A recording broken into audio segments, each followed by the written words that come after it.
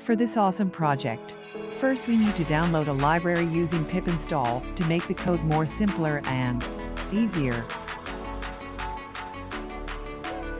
Now, writing the code in 3 to 4 lines is our aim in this video.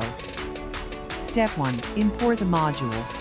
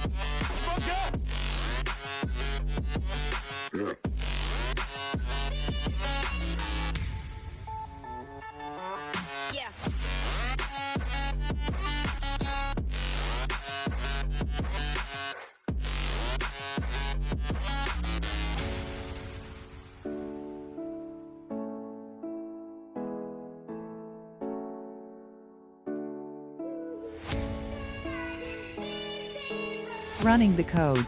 Now it asks the username of the client whose profile picture you want to download.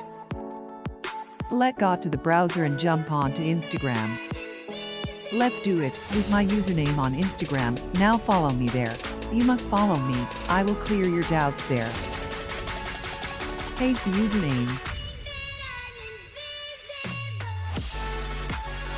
Excellent, it has been downloaded. Let's find it out and don't forget to save the program for later words.